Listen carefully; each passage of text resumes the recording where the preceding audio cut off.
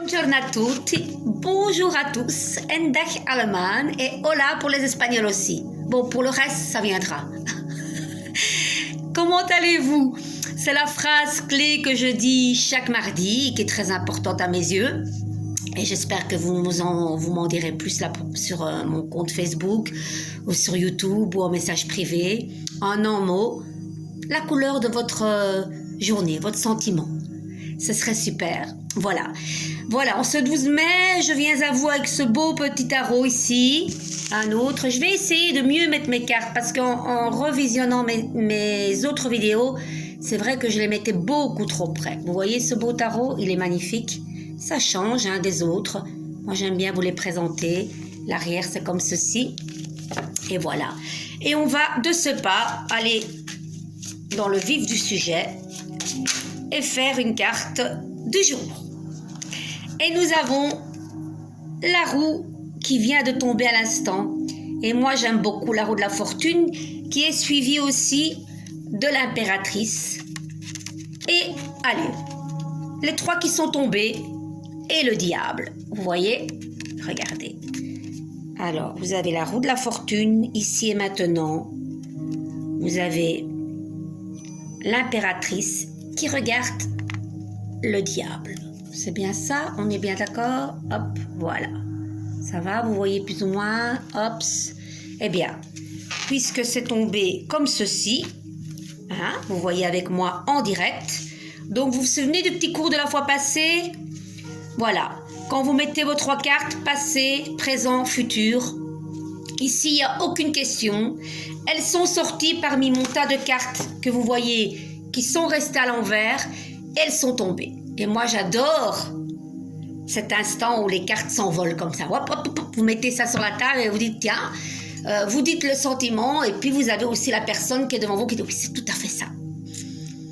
Là, on va presque dire que notre tirage est quasiment fini. Quand la personne vous dit, c'est tout à fait ça, vous devez presque même pas continuer. Mais bon, elle vient pour avoir un long message à transmettre et on se doit le respect d'aller jusqu'au bout. Jusqu'où il faut aller. Si la personne vous pose une question, est-ce que ma relation avec Pierre, Paul ou Jacques va-t-elle continuer et comment va-t-elle évoluer? Restez concentré sur ce qu'elle vous demande.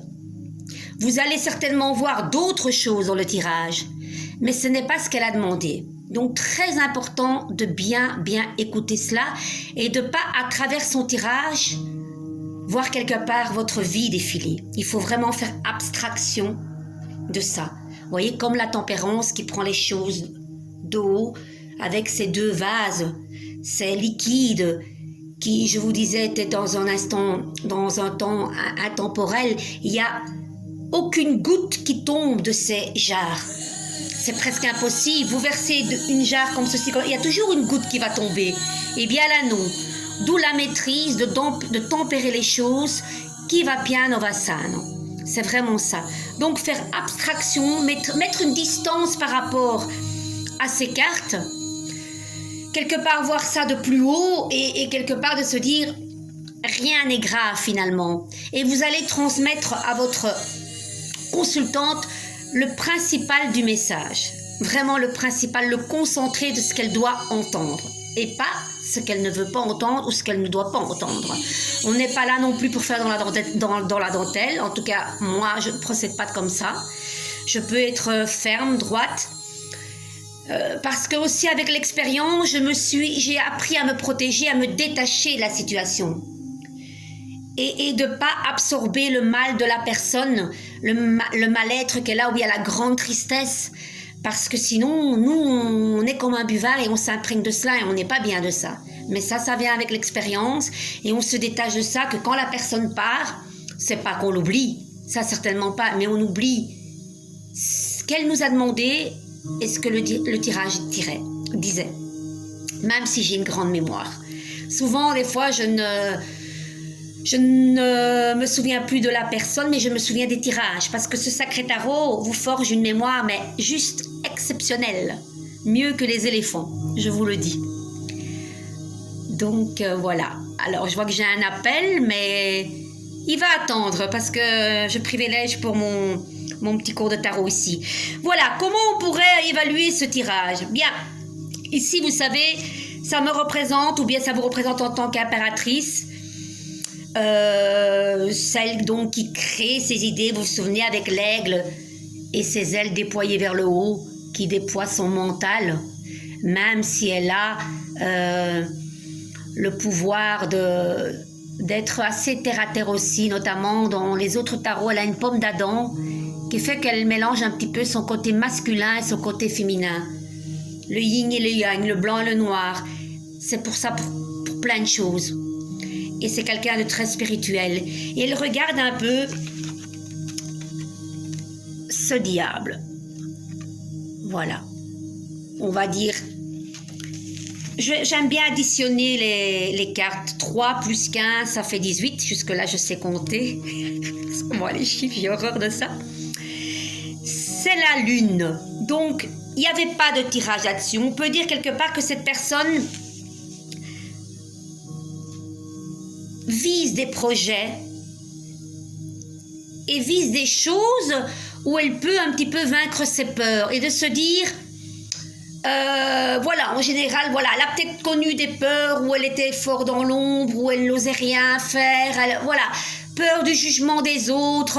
Et là, maintenant, en regardant ce diable, l'impératrice qui regarde le diable, c'est quelqu'un qui a une passion, qui a des choses qu'elle veut mettre en avant. Ça peut parler aussi d'élévation professionnelle ou spirituelle aussi. C'est vraiment ça, où elle s'accroche, où elle ose se lier à des projets qui pourraient impliquer 2 ou 3 personnes comme on voit sur ce diable.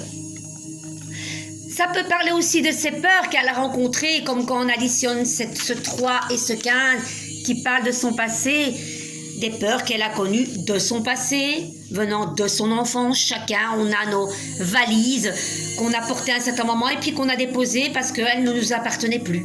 Ça parle de plein de choses comme ça. Mais bon, là, il n'y avait pas de question. Donc, c'est important. C'est quelqu'un aussi qui s'inquiète pour le futur, vu à la situation vers laquelle on va. On ne sait pas vers où l'on va. Espérons que tout se mette en place avec de la maîtrise, que chacun respecte les règles. Parce que quand on voit ce diable, ça peut parler justement les gens qui vont enfreindre les lois et qui vont mettre en avant leur impulsivité, leur vice, leur achat compulsif, le fait de retrouver leurs amis et de boire un bon coup, ou peut-être beaucoup trop de coups, vous voyez, ça peut parler de plein de choses comme ça. Voilà, ce diable, à l'endroit, beaucoup de gens la redoutent. Mais pourtant, c'est une belle carte. En fait, toutes les cartes sont belles. Et ça parle aussi de notre ego, le fait aussi qu'on peut voir des choses qui, à cause de nos peurs, nous fait un petit peu voir un film qui n'existe pas. C'est des illusions, c'est le mental. Et cette impératrice est très mentale.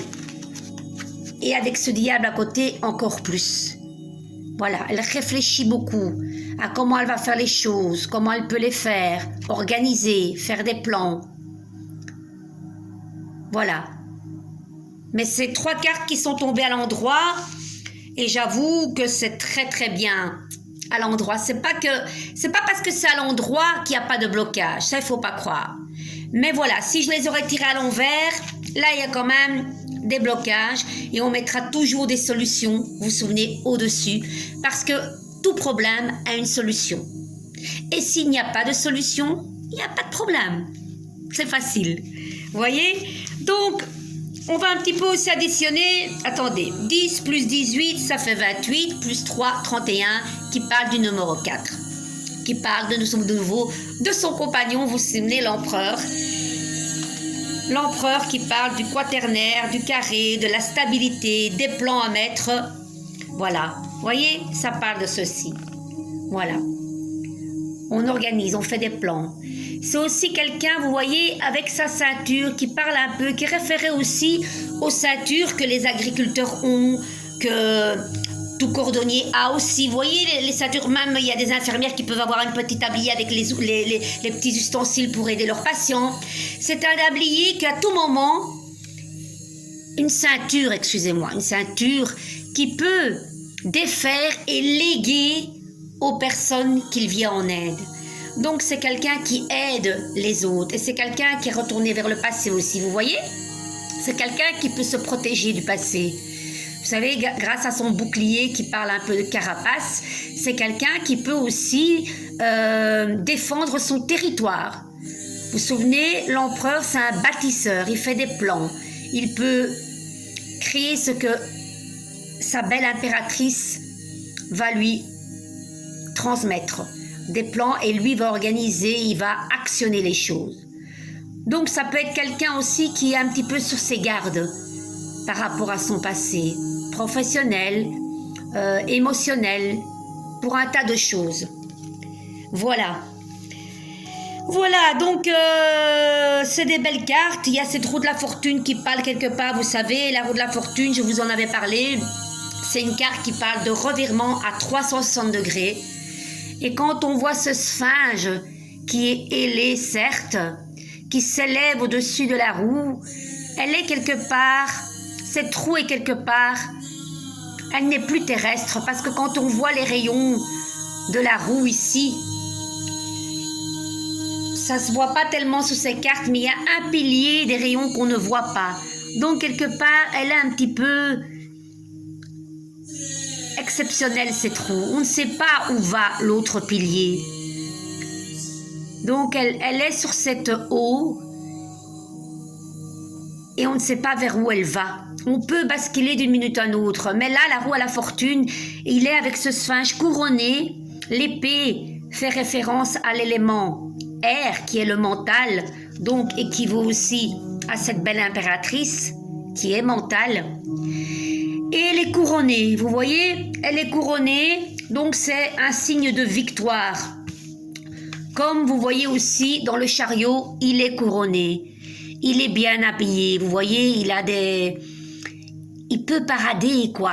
On dirait qu'il a de l'or, il a une tenue qui parle de victoire professionnelle et en même temps spirituelle. Il est déjà à un grade beaucoup plus élevé, beaucoup plus élevé.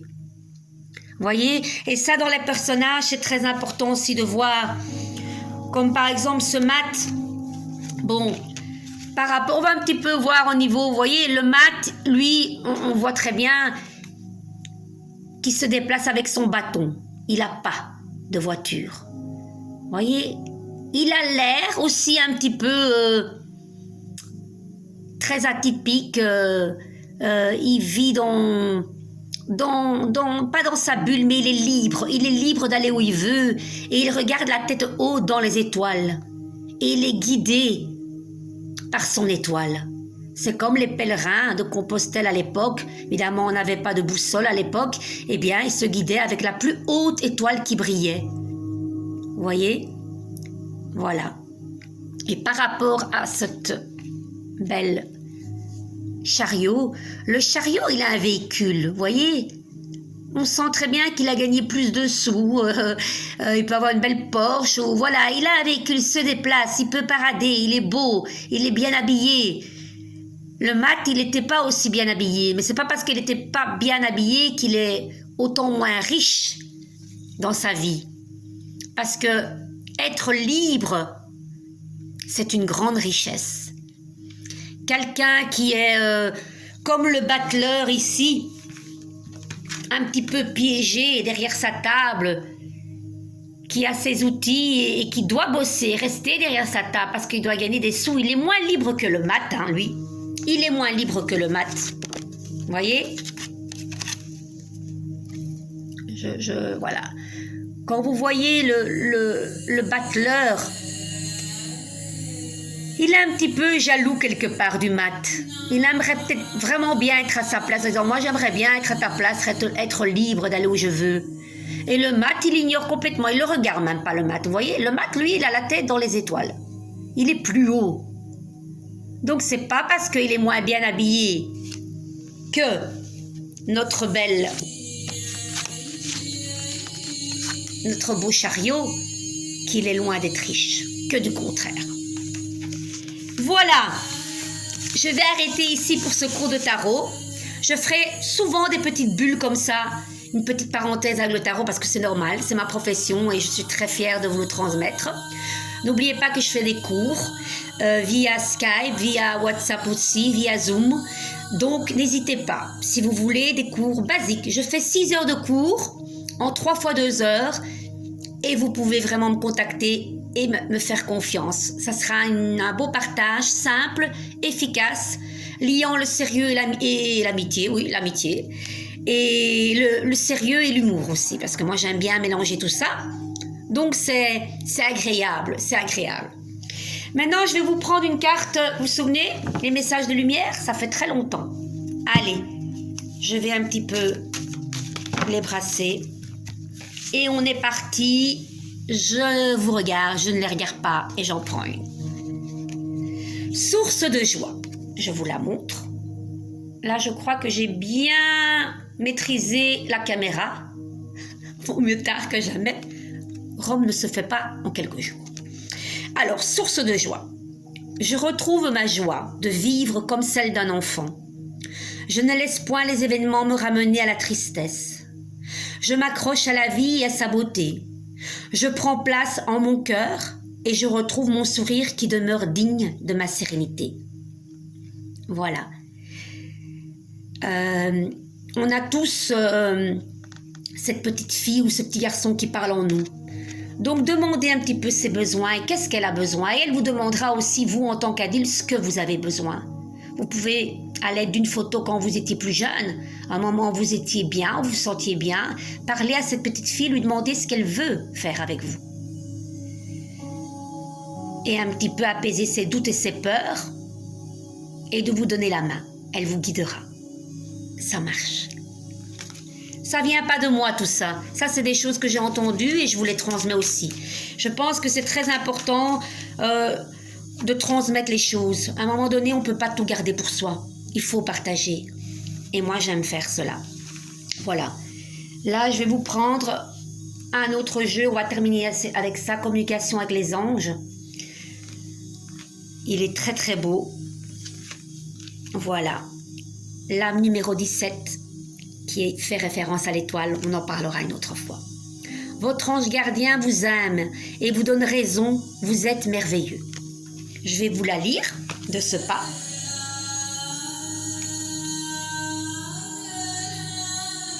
Voilà. Alors, votre ange gardien aimera toujours l'être merveilleux que vous êtes. Il est temps que vous appreniez à vous aimer. Vous êtes unique, extraordinaire. N'en doutez pas. Louez la vie et goûtez-en chaque instant. Ce message est pour vous. Voilà, donc ne doutez pas. Nous sommes tous uniques et extraordinaires. Et nous avons tous à nous apporter l'un à l'autre. Je vous souhaite une agréable après-midi et je vous dis au revoir. À bientôt. Ciao, ciao.